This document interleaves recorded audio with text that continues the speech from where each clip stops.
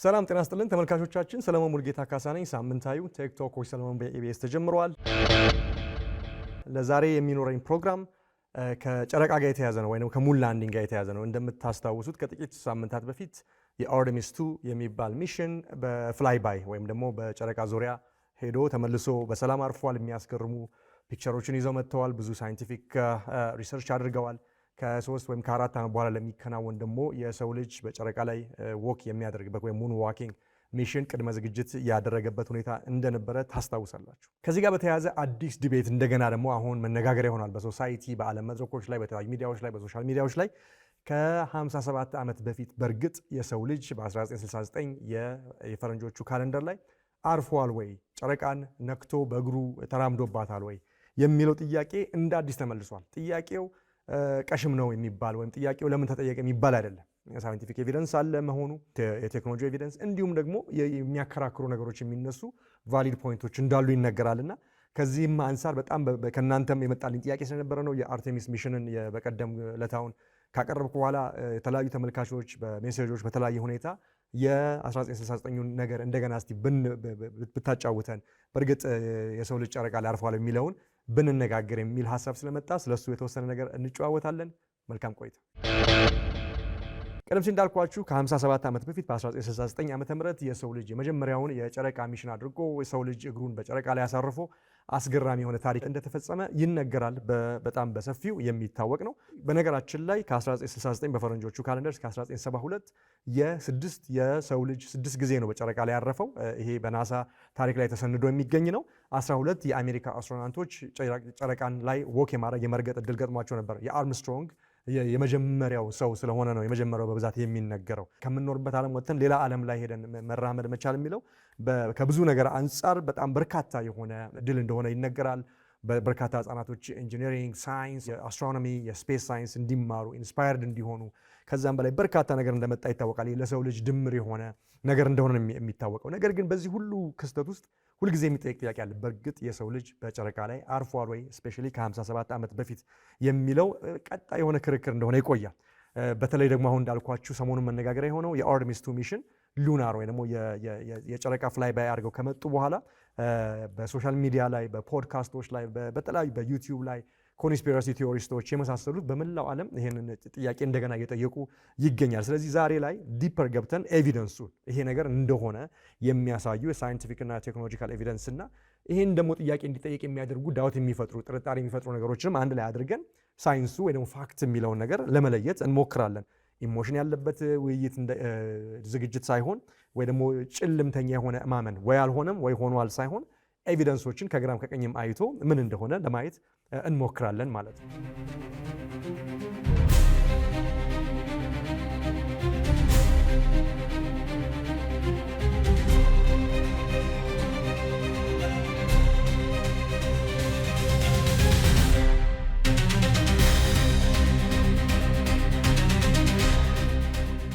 እንደሚታወቀው ከጥቂት ሳምንታት በፊት የአርቴሚስ 2 ሚሽን 4 አስትሮናውቶችን ይዞ ወደ ጨረቃ ሄዶ በጣም የሚያስገርም አይነት ሰክሰስ ተከናውኗል። ከ384,000 ኪሎ ሜትር በላይ የሚያክል ከምድር ተርቆ ተሂዶ ኮሚኒኬት እያደረጉ የሚያስገርሙ ፎቶዎችን እያነሱ እንግዲህ የመጀመሪያውን ሪቪዚት ወደ ጨረቃ ተጠግቶ የሰው ልጅ ያደረገበትን ነገር ያየንበት ታሪካዊ ወቅት ነበረ። በጣም በሰፊው ሽፋን ሰጥቻለሁ።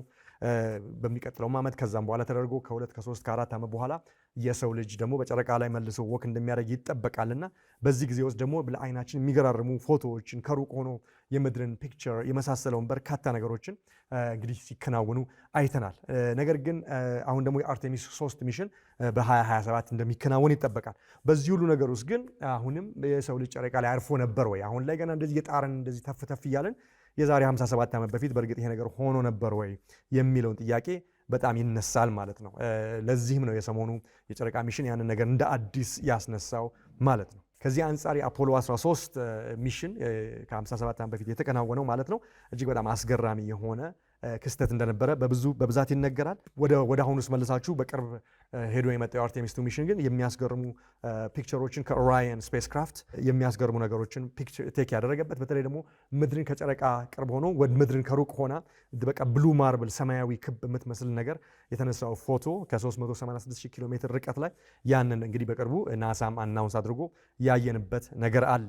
ነገር ግን በዚህ ሁሉ ሂደት ውስጥ ነው አሁንም ጥርጣሬ ያለው። ለምን ሲባል ናሳ የስፔስ ሚሽንን ፌክ አርጎ ቢሆንስ ወይ ደግሞ ሙን ላንዲንግ ደግሞ የሆነ በረሃ ላይ ፊልም የተደረገ ቢሆንስ በሆሊውድ የተሰራ ሙቪ ቢሆንስ ወይም ደግሞ የኮምፒውተር ጀነሬተድ የሆኑ ኢሜጆችን ወይም ደግሞ የአርቴሚስ ፉቴጅ ያሁኑም ይሁን የዛኑ የአፖሎ ሲጂአይ ወይ ደግሞ ኮምፒውተር ጀነሬተድ ኢሜጅ ቢሆንስ ወይ ደግሞ አሁን ደግሞ በተለይ ኤአይ ስላለ በኤአይ ጀነሬት የተደረገ እውነተኛ የሚመስሉ ነገሮች እየተፈጠሩ ባሉበት ጊዜ ላይ ያስ ቢሆን የስፔስ ሚሽን ጉዳይ የዛኔ ደግሞ የአፖሎ ሚሽን በ1969 ቴክኖሎጂ በጣም ባላደገበት ጊዜ ላይ እንዴት ነው የጨረቃን አይነት ሚሽን ማከናወን የተሻለው የሚሉ ነገሮች በብዛት እየታዩ ይገኛል። ስለዚህ ወደ ኋላ ሄደን መጀመሪያ ኤቪደንሱን በእርግጥ በ1969 የአፖሎ ሚሽን ተከናውኖ የሰው ልጅ በጨረቃ ላይ አርፏል የሚሉትን የተወሰኑትን እንነጋገርና ቀጥለን ደግሞ አይ ይሄ ነገር አይደለም የሚሉትን ጥርጣሬ የሚፈጥሩትን ሀሳቦችን አንስተን ሁለቱንም ሚዛን ላይ አስቀምጠን የሚመዝነውን እንግዲህ እንወስዳለን ማለት ነው።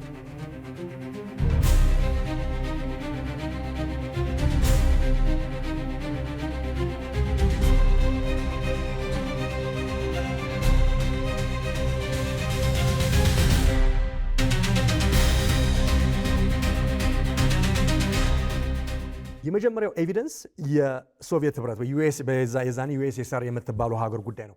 በነገራችን ላይ ትልቁ ኤቪደንስ ተብሎ የሚታሰበው ከቴክኒካልና ሳይንቲፊክ ነገሩን ሳናወራ ራሽያ ወይም የዛኔዋ ዩኤስኤስአር የሙንን ሚሽን አሜሪካ ክሌም ያደረገችውን አሜሪካ አድርጌዋለሁ ያለችውን የሙን ሚሽን በፍጹም ዲና አድርጋ አታውቅም። እንደምታውቁት በ1960ዎቹ የቀዝቃዛው ጦርነት የተጀመረበት አሜሪካና ሩሲያ እጅግ በጣም ጠላት የነበሩበት በስፔስ ሚሽን በኒኩለር በተለያዩ በፖለቲካ በጂኦፖለቲክሱ ከፍተኛ የሆነ ባላንጣ የነበሩበት ጊዜ ነው። ስለዚህ የአንዱን ውሸት አንዱ የሚጠራበት ወቅት ነበር። ስለዚህ ወደ ጨረቃ ተሄዷል የሚባለውን ያን ሚሽን በተለይ በወቅቱ የስፔስ ሬስ ወይ ደግሞ በስፔስን ቀድሞ በመያዝ ልዕለ ኃያል መሆን የሚቻልበት ወይ ደግሞ የሚደረግበትን ሂደት በሚራመድበት ወቅት ላይ ራሽያ ወይም ደግሞ ሶቪየት ዩኒየን ለአንድም ጊዜ ወጥታ አሜሪካ ወደ ሙን ሄጃለሁ ወደ ጨረቃ ሄጃለሁ ያለችው ውሸት ነው ይሄው ኤቪደንስ ብለው ያሳዩበት አርጊውመንት ወይ ካውንተር አርጊውመንት የለም። እስከዛሬ ድረስ በታሪክ ሩሲያ ይህንን ነገር ዲና አላደረገችም።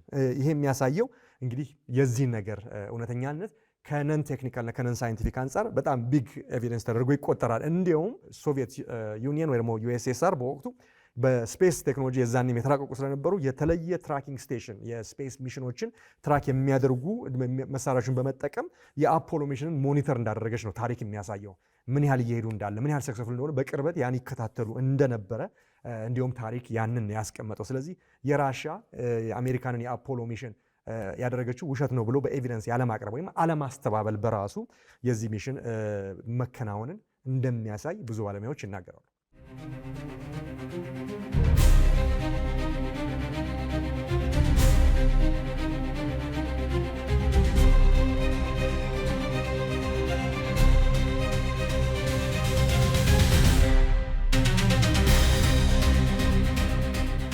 ሁለተኛው ኤቪደንስ ደግሞ ሬትሮ ሪፍሌክተር የሚባል ዲቫይስ አለ። አስትሮናውቶቹ ወደ ጨረቃ በሄዱ ጊዜ አስቀምጠውት የተመለሱት ምን ማለት ነው?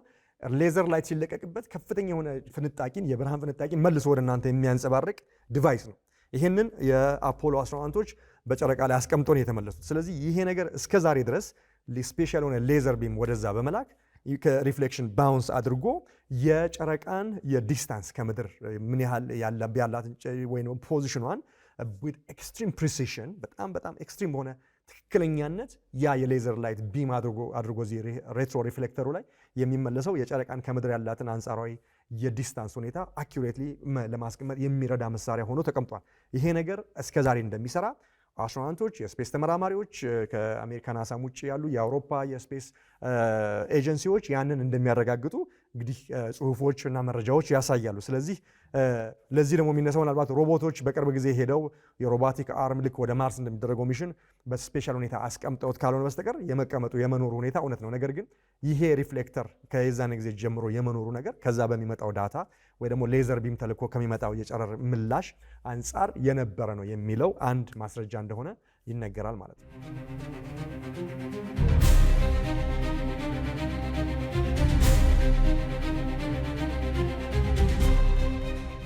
ሶስተኛው ኤቪደንስ ዛሬ ላይ ያሉ ሞደርን ሳተላይቶች ጨረቃን የሚዞሩ ሳተላይቶች አሉ። የተለያየ ጥናት የሚያደርጉ ሳተላይቶች አሉ። በተለይ አንደኛው የኤልአርኦ የሚባል አለ፣ ሉናር ሪኮናissance ኦርቢተር የሚባል የናሳ ሳተላይት አለ። በጨረቃ ላይ ፎከስ አድርጎ የተለያዩ ስራዎችን የሚሰራ ያ አሁንም ዛሬ ላይ የአፖሎ ሚሽን ላይ የነበሩ ፉትፕሪንቶችን ቅሪቶችን፣ ለምሳሌ የላንዲንግ ሞጁሎቹ እዛ የቀሩትን የአስትሮናውት ፉት ፓዞቹን እንዲሁም ደግሞ የሮቨር ትራኩን የሮቨር የሚባል ስፔሻል ቬሂክል የነበረው በጨረቃ ላይ የተንቀሳቀሱበትን የነሱን የጎማ ምልክቶች እንዲሁም ደግሞ ሌሎች የተለያዩ እቃዎች የቀሩትን አሁንም ያ ሎ ሪኮናissance ኦርቢተር ፒክቸር አንስቶ የሚያሳይበት ኤቪደንስ እንዳለው ይነገራል ማለት ነው። እነዚህ ኢሜጆች አሁንም ፊዚካሊ ኤቪደንስ በጨረቃ ላይ እንዳሉ የሚያሳይ ሲሆን ይህንን ደግሞ ተፎካካሪ ሀገራት ተፎካካሪ የስፔስ ተመራማሪ አካላት ይህንን ነገር ውሸት ነው አይሉም ማለት ነው። ስለዚህ ይሄ ነገር ደግሞ ሌላ የሚያሳየው በእርግጥም የሰው ልጅ በጨረቃ ላይ በነበረ ጊዜ ጥሎ የመጣቸው ነገሮች ቅሪቶች ያን ሚሽን መከናወኑን እንደሚያሳይ እንደ አንድ መረጃ ይቀመጣል ማለት ነው። ሌላው በጣም ኢምፖርታንት የሆነ ነን ቴክኒካል ነን ሳይንቲፊክ ኤቪደንስ ለአፖሎ ሚሽን በ60ዎቹ መጨረሻ ላይ ማለት ነው ከ400 ሺህ በላይ ሰዎች እንደተሳተፉበት ታሪክ ይዘግባል። 400 ሺህ በዲሬክትም በቀጥተኝነትም በተዘዋዋሪም ከ400 ሺህ ሰው በላይ ነው የተሳተፈው ለዚህ ሚሽን። በጣም ኢንጂነሮች፣ ሳይንቲስቶች፣ ኮንትራክተሮች፣ የዕቃ ገጣጣሚ ቢልደሮች፣ ለተወሰነው ሞጁሉን የሚያስፈልገውን የሚሰሩ ፋብሪካዎች፣ ተቋማት፣ የግል የመንግስት የምርምር ተቋማት፣ ቴክኒሽያኖች፣ አስትሮናውቶች፣ ዩኒቨርሲቲዎች፣ የምርምር ተቋማት በሙሉ የተሳተፉበት ሚሽን እንደሆነ በታሪክ ተዘግቧል። ስለዚህ እንዲህ ያለ ፌክን 400 ሺህ ሰው በላይ በቀጥታም በተዘዋዋሪ መረጃ ተሰጥቶት ምስጢራዊ መረጃ እየተቀባበሉ ይህን ሚሽን ለማከናወን ተፎካካሪ ሀገርም ስለነበረ በሚስጥር ነው የተከናወነው እስከ ላውንቹ ድረስ።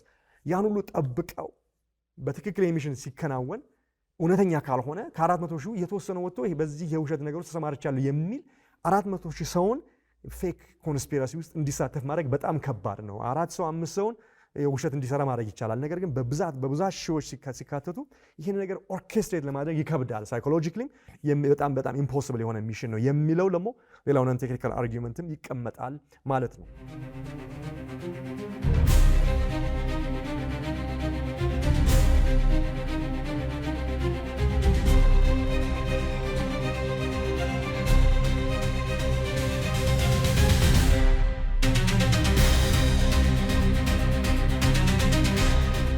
ሌላው አምስተኛው ኤቪደንስ ሌሎችም ከአሜሪካ ውጭ ያሉ የስፔስ ምርምር ተቋማት ፕሩቭ ያደረጉት ነገር ከጨረቃ የመጣ ድንጋይ አለ፣ ሙን ሮክ ነው እና ይሄ ድንጋይ እውነተኛ እንደሆነ በተለያዩ ላቦራቶሪዎች ከአሜሪካም ውጭ ከናሳም ውጭ ባሉ የምርምር ተቋማት ቼክ ተደርጎ እንዳለ ይነገራል ማለት ነው። የዛኔ የአፖሎ ሚሽን አስትሮናውቶች ሲመለሱ ያመጡት ከጨረቃ ላይ ያመጡት የጨረቃ ድንጋይ 382 ኪሎ ግራም የሚመዝን ድንጋይ ነው ያመጡት። ይሄ ስፔሻል ማቴሪያል ለተለያየ ነገር የጨረቃን ሰብስታንስ የጨረቃን ካራክተር በዛ ላይ ያለውን ሁኔታ ሁሉ ለማጥናት ተብሎ የመጣ ነውና ይሄ ድንጋይ ስፔሻል የሆነ አይዞቶፒክ ኮምፖዚሽን እንዳለውና በላብራቶሪ ውስጥ ሊፈጠር የሚችል ወይም በምድር ላይ ሊገኝ የሚችል አይነት ድንጋይ እንዳልሆነ ቬሪፋይ ተደርጎ ስለታወቀ ድንጋይ ከዛ መጥቷል ማለት ነው የሚለው ደግሞ ሌላው እንደ ኤቪደንስ ይነሳል ማለት ነው። ፌር መሆን አለበት እንዳልኳችሁ ኤቪደንሱን ብቻ አሳይቶ ኤቪደንስ ያልሆነውን አለማሳየት ወይም ደግሞ ውሸት ሊሆን ይችላል የሚለውን እይታ ደግሞ የሚያሳዩት ነገሮች አለማሳየት ፌር ስለማይሆን ስለነሱ ትንሽ ልንገራችሁ። ስኬፕቲሲዝሙ ዝም ብሎ ከአየር ላይ የመጣ ነገር አለ። የተለያዩ ጥያቄ እንዲፈጠር ሊያደርጉ የሚችሉ የሚመስሉ ነገሮች ስለተፈጠሩ ነው እነዚህም ብዙ ሰዎች የሚጠይቁት ማለት ነው። ስለዚህ የመጀመሪያው አርጊውመንት ይሄ ነገር እውነት ነው እንዴ አረ ውሸት ቢሆንስ የሚለውን ያስነሳው በብዛት በአፖሎ ሚሽን ጊዜ የተነሱ ፎቶዎች ጨረቃን ሲያሳዩ የምድርን ሲያሳዩ ሰማዩ በጣም ጥቁር ነውና እነዛ ሁሉ ከዋክብቶች የት ሄዱ የሚለው ጥያቄ በብዛት ኮንስፒረሲ ቲዮሪስቶች የሚያስነሱበት ነው። ለምንድን ነው ጨረቃዎቹን የማናየው? ለምንድን ነው ጨለማ የሆነው? ለዚህ ሳይንቲፊክ ኤክስፕላኔሽኑ ሉናር ሰርፌስ በጣም ብራይት ነው። ኢሉሚኔትድ ጨረቃ የፀሐይ ብርሃን ስላረፈበት ኢሉሚኔሽኑ በጣም ሃይ ነው። ስለዚህ ካሜራ ኤክስፖዠር ደግሞ እንደምታውቁት ላይት ላይ ወይ ሻተሩ ወይ አፐርቸሩ ብራይት ኤሪያ ላይ ለማድረግ ስትሞክሩ ኩዊክ ሻተር ዳርክ የሆነውን ነገር ወይ ከጀርባ ደግሞ ፌንት የሆነ ላይት ወይ ደግሞ ፊት ለፊት ካለው ኢሉሚኔሽን ያነሱትን ነገሮች በሙሉ ዲም የማድረግ ካራክተር አለው ካሜራ።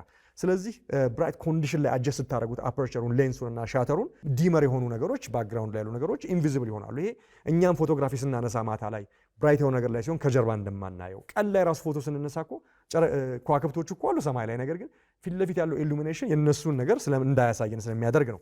ስለዚህ የፎቶግራፊ ኢሹ እንደሆነ ካውንተር አርጊመንት ይቀርባል ማለት ነው። ሉናር ሰርፌስ ኤክስትሪምሊ ብራይት በሆነበት ሁኔታ የፀሐይ ብርሃን ሲያርፍበት ከኋላ ያሉትን ነገሮች ፌንት የሆኑትን ላይቶች ካፕቸር ኤክስፖዝ ላያደርግ ይችላል የሚለው እንደ አንድ ምሳሌ ወይም እንደ አንድ ካውንተር አርጊመንት ይቀርባል። ሁለተኛ ኤቪደንስ የሚያቀርቡት ወይ ደግሞ ጥያቄ የሚያነሱት የጨረቃ ሚሽን በሰው አልተከናወነም፣ ሰው ወደዛ ሄዶ በዛ ላይ ወክ አላረገም ለሚለው እንዴት ነው የአሜሪካ ፍላግ የሚውለበለበው? ይውለበለባል እኮ ቪዲዮ ላይ ይታይ ነበርና አትሞስፌር በሌለበት የጨረቃ ሁኔታ ላይ እንዴት ነው ንፋስ እንዳለ ተደርጎ ያ የሚለው የተጠራጣሪዎች ሌላው በጣም ስትሮንግ አርጊመንት ነው። በእርግጥ ነው በጨረቃ ላይ አትሞስፌር የለም። ስለዚህ እንዴት ነው ታዲያ ፍላግ የተውለበለበው ለሚለው ነገር የሚቀርበው ደግሞ የናሳ ወይም የሳይንቲስቶች ካውንተር አርጊመንት ሆሪዞንታል ዘንግ አለው፣ ዘንጉ ላይ ጨርቁ አለ። ስለዚህ ዌቭ ያደረገበት ምክንያት ኢነርሺያ በሚባለው የፊዚክስ ክስተት አማካኝነት ነው። ለምን አስትሮናውቶቹ ያንን ዘንግ በጨረቃው ሰርፌስ ላይ ሲተክሉ እንቅስቃሴ ይኖራል አይደለም? የመጀመሪያው ዌቭ ይኖራል ዋይል ፕላንት ሲያደርጉት ማለት ነው። ስለዚህ ያ የመጀመሪያው ሲተክሉ የነበረው የሞሽን ሁኔታ በቫኪዩም ውስጥ ያ እንቅስቃሴ ስቴብል እስከሚሆን ድረስ ያ ነገር there is no air ያንን እንቅስቃሴ ሊያቆም የሚችለው ኤር ስለሌለ ያ ኢነርሺያ ያ ክስተት ሙሉ በሙሉ ስቲል እስከሚሆን ድረስ ትዊስት በሚያደርጉበት ጊዜ ያ እንቅስቃሴ ተፈጥሯል ነው።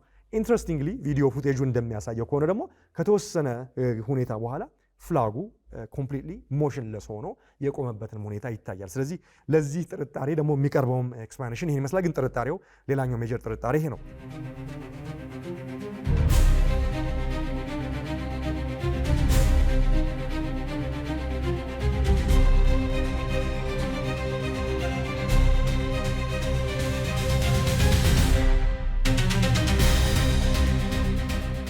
ሶስተኛው አርጊመንት የሚቀርበው አርምስትሮንግ የመጀመሪያው ኒል አርምስትሮንግ ከሆነ ጨረቃ ላይ የመጀመሪያው ሰው አረፈ ተብሎ ታሪክ የመዘገበለት አይደል? ነገር ግን ፉቴጅ አለ ወይም ካሜራ አለ። እሱ ሲያርፍ ከስፔሻል ሞጁሉ ወደ ጨረቃ ሲወርድ የሚያሳይ ፉቴጅ አለና ማን ቀረጸው? ቀድሞ የሆነ ሰው እዛ ቁጭ ብሎ እየጠበቀው ነበር። ስለዚህ ይሄ ነገር ምናልባት የሆሊውድ ሙቪ ቢሆንስ፣ የሆነ ቦታ የሆነ በረሃ ላይ ስቴጅ የተደረገ ነገርስ ቢሆንስ የሚል በጣም ሲሪየስ የሆነ ጥያቄ ይቀርባል። ነገር ግን ቴክኒካል ኤክስፕላኔሽኑ ዋት ሃፕንድ ናሳም ያብራራው ሌሎች ሳይንቲስቶችም ቬሪፋይ ሊያደርጉ የቻሉት ነገር ኒል አርምስትሮንግ ስቴፕ ዲሴንድ ሲያደርግ በመሰላሉ ሲወርድ በሌላ አስትሮናውት አይደለም ከጨረቃ ከመሬት ላይ ሆኖ የተቀረጸው። ነገር ግን የሞጁሉ የላንዲንግ ሞጁሉ ስፔሻል የሆነ አርም ካሜራ የተገጠመለት አርም ሆኖ ወጣ ብሎ ይሄ በአሁን ላይ በተለያዩ አይነት ነገሮች ላይ እናያለን። አሁን ትልልቅ አዳራሽ ስትሄዱ ትልልቅ ክሬን የሚመስሉ ካሜራዎች አሉ አይደለም?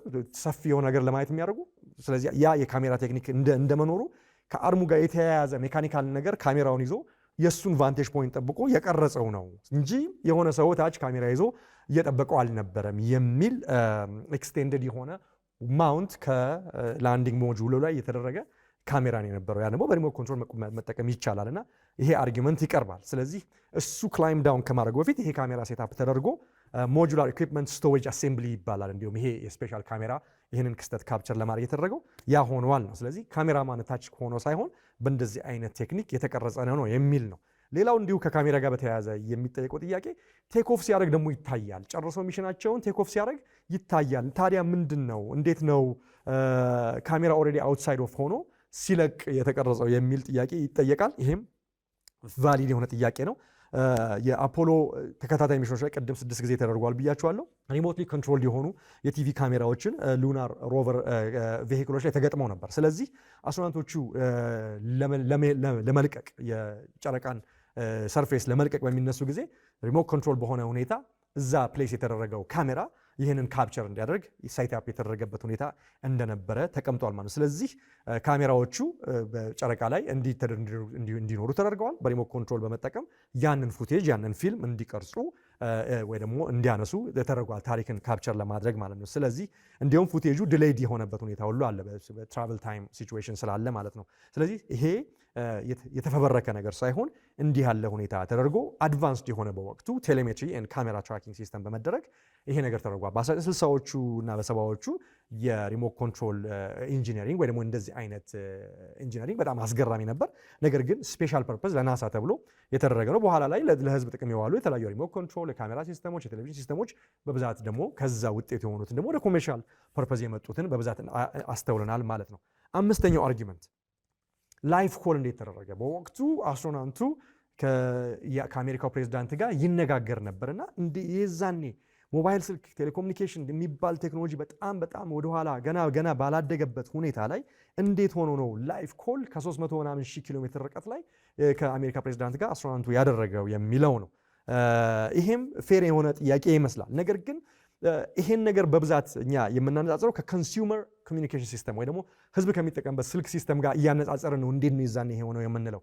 ነገር ግን እንዲህ ያለ ታሪካዊ ሚሽን ሲከናወን የስፔስ ኮሚኒኬሽን ስፔሻል የሆነ ኢንፍራስትራክቸር ለናሳ ዲዛይን የተደረገ ነበረ በወቅቱ። ስለዚህ ሪያሊቲው ምንድን ነው ብለን ስናስብ ሬጉላር የሆነ ኦርዲናሪ የሬዲዮ ቴክኖሎጂ ኮሚኒኬሽን ቴክኖሎጂ ሳይሆን ጥቅም ላይ የዋለው የአፖሎ ፕሮግራም ይህን ለማከናወን ዲፕ ስፔስ ኔትወርክ አንቴናዎች ተዘርግተው ነበረ። ኤክስትሪምሊ ፓወርፉል ሬዲዮ ትራንስሚተሮች ለዚሁ ፐርፐስ ዲዛይን ተደርገው ስራ ላይ ውለው ነበረ። ዴዲኬትድ ፍሪኩዌንሲ ለዚህ ተሰይሞ ነበረ። ማሲቭ የሆነ አናሎግ ሲግናሎችን አምፕሊፋይ የሚያደርጉ ሲስተሞችም በቦታቸው ነበሩ። ሃይሊ ዲሬክሽናል ኮሚኒኬሽንም ይከናወን ነበር። ስለዚህ ይሄ ሲግናል ደግሞ በስፒድ ኦፍ ላይት ትራቨል እያደረገ ይሄ ኮሚኒኬሽን መድረግ ነበረበት። እንዳልኳችሁ ከ384,000 ኪሎ ሜትር በላይ ርቀት ላይ ስለምትገኝ ጨረቃ ያን ኮሚኒኬሽን ማድረግ ያው በቀደም አይታችኋል በአርቴሚስ 2 ሚሽን። የዛኔ ግን እንዴት ሆነ ሲባል ይሄ ነው የሆነውና ዲሌው ራሱ 1.3 ሰከንድ ነበረና ኤግዛክትሊ ያ ነገር ኦብዘርቭ ተደርጓል ደግሞ በተከናወነው ነገር ላይ። ስለዚህ የፖዞቹና የመሳሰሉት ነገሮች ስለዚህ ይሄንን ነገር በዚህ እይታ ካውንተር ይደረጋል ማለት ጥያቄው ፌር ሆኖ እያለ ሌላኛው ካውንተር አርጊመንት ወይ ደግሞ ይሄ ነገር ውሸት ነው ወይ የሚለውን ጥያቄ እንዲነሳ የሚያደርገው በመሃል ጠቅሼዋለሁ። ቴክኖሎጂው ራሱ በአጠቃላይ ይሄንን የስፔስ ሚሽን ለማከናወን የነበረበት የቴክኖሎጂ አቋምና ተቋም በጣም ፕሪሚቲቭ ነበር፣ በጣም ወደኋላ ነበርና እንዴት ሆኖ ነው በዛ ጊዜ በነበረ ቴክኖሎጂ ጨረቃ ላይ ሰው ያረፈው የሚል ጥያቄ ነው የሚነሳው። ቴክኒክሊ ትክክለኛ ጥያቄ ነው። ነገር ግን በተለይ ከስማርትፎን ጋር የዛን የነበረው ኮምፒውተር አሁን እኛ በእጃችን ላይ ካለው ስማርትፎን ጋር ራሱ በፓወር ያንስ ነበር የመሳሰለው ነገር ግን ኪ ኢንሳይት የሚሆነው ምንድን ነው የጨረቃ ሚሽን ሞደርን የኮምፒውቲንግ ፓወር አይፈልግም ነበር በወቅቱ። ሞር የሚፈልገው የነበረው ፕሪሲሽን ኢንጂነሪንግ፣ የስፔስ ኢንጂነሪንግ፣ የሮኬት ኢንጂነሪንግ፣ የኮሚኒኬሽን ኢንጂነሪንግ፣ የፕሪሳይስ የሆነ ማቴማቲክስ፣ የናቪጌሽን ኢንጂነሪንግ፣ የፕሮፐልሽን ሲስተሙ ኢሜንስ የሆነ የሂውማን ኤክስፐርቲዝ ነበር ሞር የሚጠይቀው። ስለዚህ አፖሎ ጋይደንስ የኮምፒውተር የነበረው ፓወር ሌስ ቢሆንም ነገር ግን እነዚህ ሁሉ የተለያዩ የኢንጂነሪንግ ነገሮች ከዛሬው ጋር ሲነጻጸር ወደኋላ የቀረ ቢሆንም ነገር ግን የአፖሎ ሚሽንን ለማከናወን የተደረጉት እነዚህ ሁሉ ቴክኒካልና ሳይንቲፊክ ነገሮች በጣም ፕሪሲሽን በሆነ ቅንብር ያ ሚሽን እንዲከናወን እንዳደረገው እንግዲህ ባለሙያዎች ይናገራሉ ማለት ነው።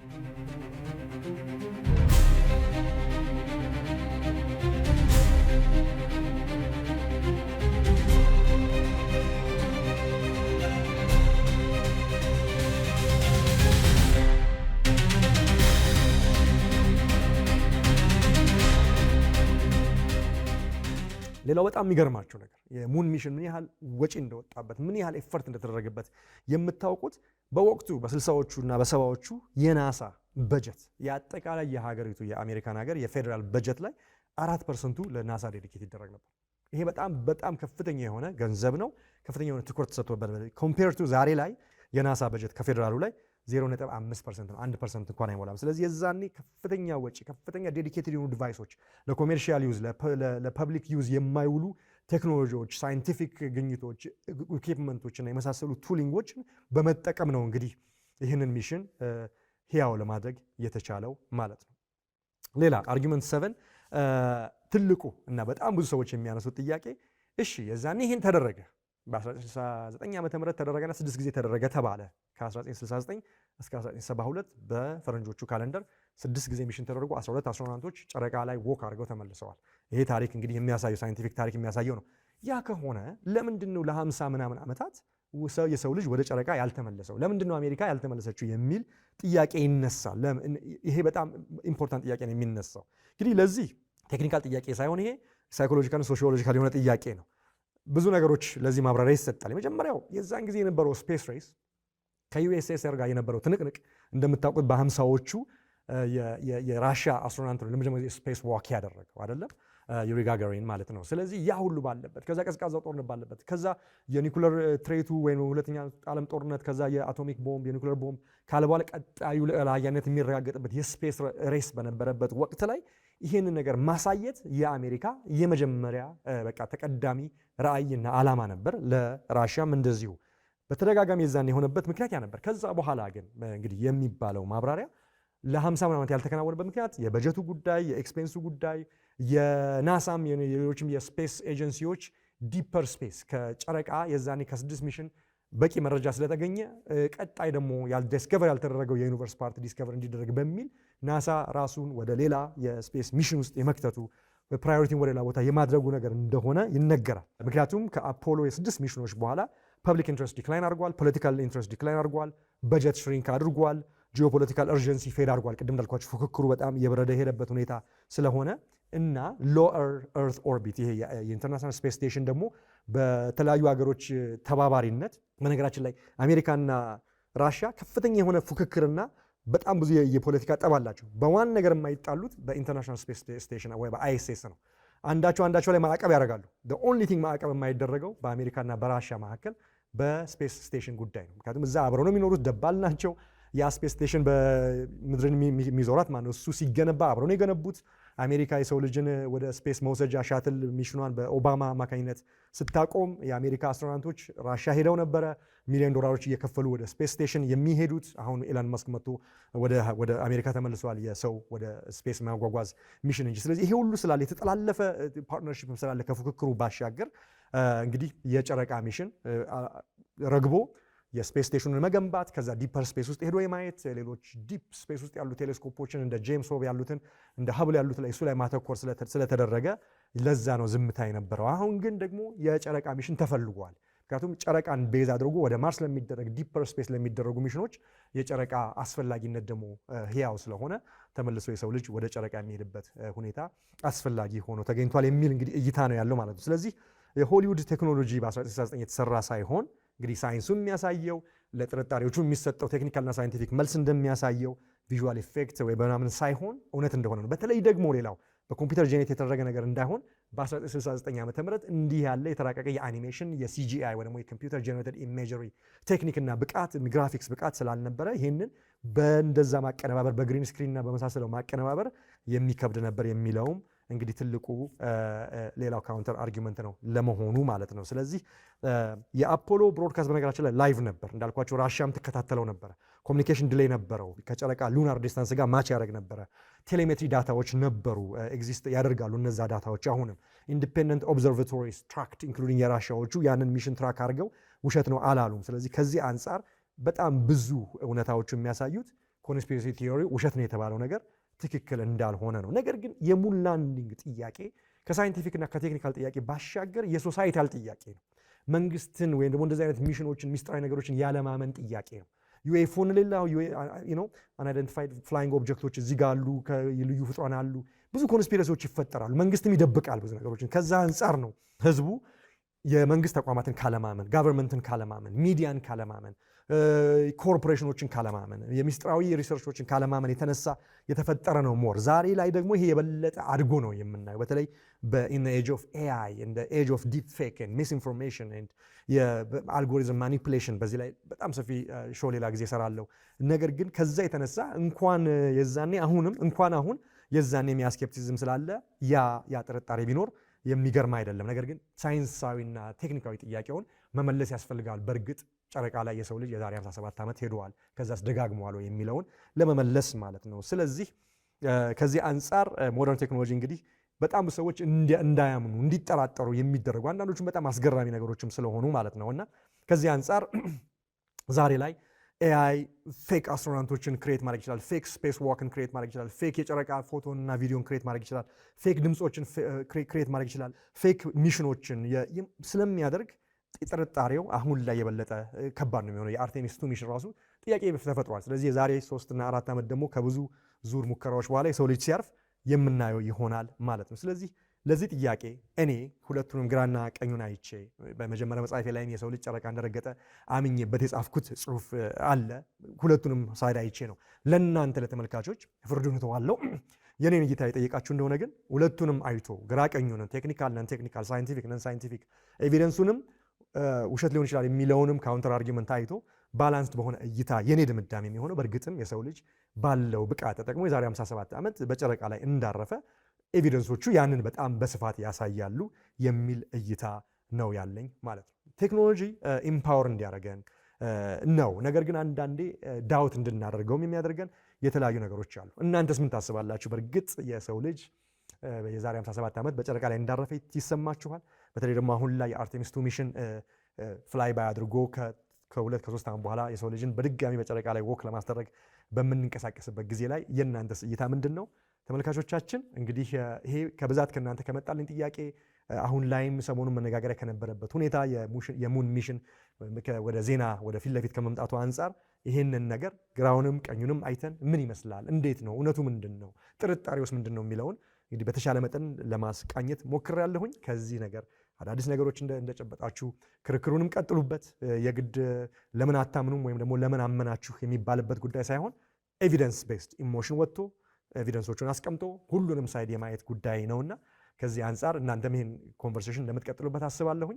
ከዝግጅቱ ብዙ ነገር እንደተማራችሁ ተስፋ አደርጋለሁ። በሚቀጥለው ሳምንት የማቀርብላችሁ ከዚሁ ከስፔስ ጉዳይ ሳንወጣ ስለ ስፔስ በጣም የሚያስገርሙ ፋሲኔቲንግ ፋክቶች እናንተው ናችሁ ብዙውን ደግሞ የጠየቃችሁኝ እናንተው ከእናንተ የመጡልን ጥያቄዎችን ጨምሬበት ዲፕ ስፔስ ወይ ደግሞ ጨረቃ፣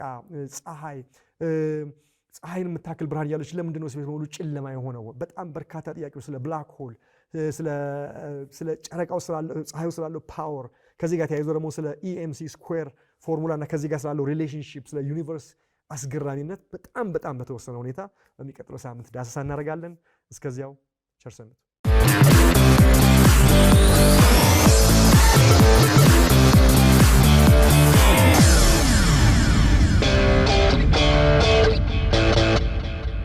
እስከ መጨረሻው ድረስ ከኛ ጋር ስለነበራችሁ እናመሰግናለን። የምናዘጋጃቸውን አዝናኝ ቪዲዮዎች ማየት ከፈለጋችሁ እዚች ጋር ጠቅ ያድርጉ። ሰብስክራይብ የሚለውን ደግሞ እዚህ ጋር ጠቅ ማድረግ እንዳትረሱ። በቀጣይ ቪዲዮ እንገናኝ።